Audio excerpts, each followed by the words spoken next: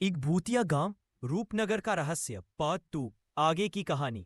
रात अपने चरम पर थी और रूपनगर की चुप्पी अब उन चारों दोस्तों के लिए डरावनी चीख बन चुकी थी।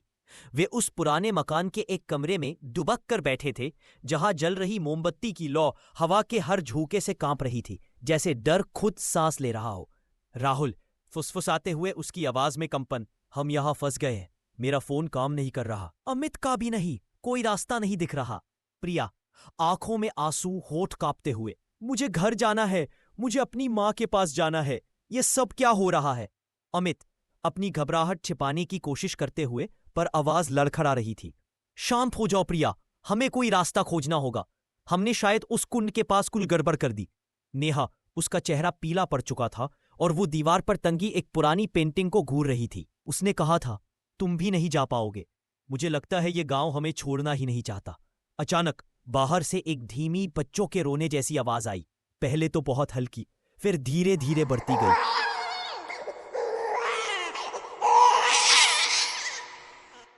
प्रिया अपनी बाहों से खुद को जकड़ते हुए, लगता है बाहर कोई है, कोई बच्चा रो रहा है। अमित दरवाजे की ओर देखते हुए, लेकिन यहां तो कोई बच्चा नहीं था। हमने पूरे गांव में देखा, सब खाली था। रोने की आवाज अब और करीब आ चुकी थी, जैसे कोई ठीक उनके दरवाजे के बाहर खड़ा है। फिर एक छोटी सी खरोंच की आवाज आई, ठीक दरवाजे के निचले हिस्से से, जैसे कोई नाखून से खरोंच रहा हो।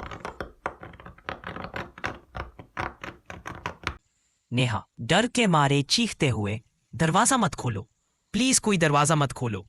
राहुल ने हिम्मत करके दरवाजे की कुंडी पर हाथ रखा। प्रिया झपट कर राहुल का हाथ पकड़ते हुए, नहीं राहुल, तुम्हें याद नहीं उस रात क्या हुआ था? कोई नहीं था बाहर। लेकिन राहुल ने प्रिया का हाथ झटका और धीरे से कुंडी खोली। दरवाजा थोड़ा सा खुला और बाहर घना अंधेरा था। कोई नहीं था, लेकिन एक ठंडी हवा का झोंका अंदर आया और उसके साथ एक सड़ी हुई पानी फक्का दास, मिट्टी और पुराने पत्तों की गंध। राहुल सांस रोकते हुए, कोई नहीं है। जैसे ही उसने ये शब्द कहे, कमरे के दूसरे कोने में, जहां कुछ देर पहले तक बस परछायां थीं, एक छोटी सी आकृति उभरने लगी। एक धूल भरा मिट्टी का खिलौना, जिसके गले में वही सूखा हुआ फूल बंधा था। लेकिन इस बार उस खिलौने की आंखों की जगह दो चमकते हुए लाल बिंदु थे, जो सीधे उन्हें घूर रहे थे। नेहा उंगली से कांपते हुए खिलौने की ओर इशारा करते हुए, वो देखो। चारों की आंखें उस खिलौने पर जम गईं।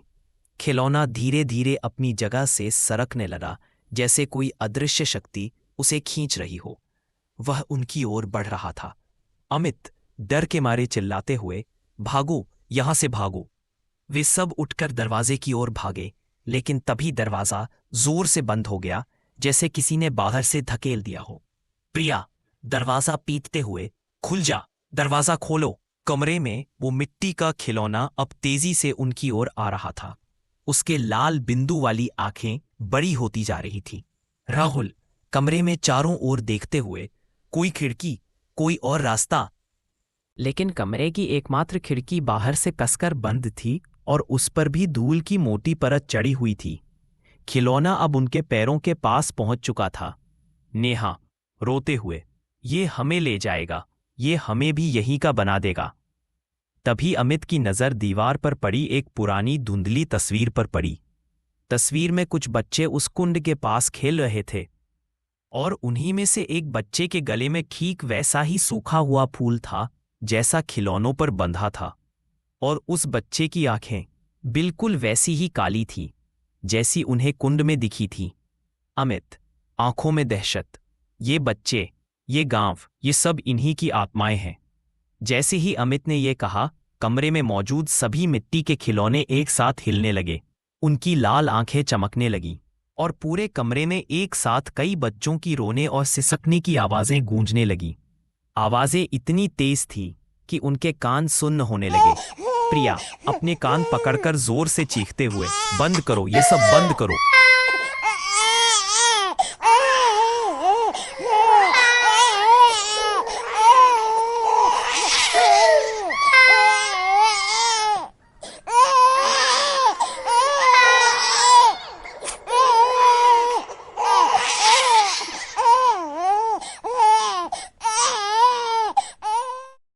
और फिर सबसे भयानक चीज हुई।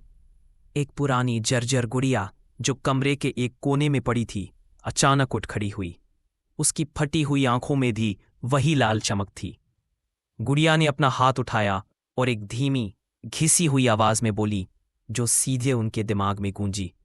गुड़िया की आवाज, तुम हमारे साथ खेलोगे हमेशा के लिए।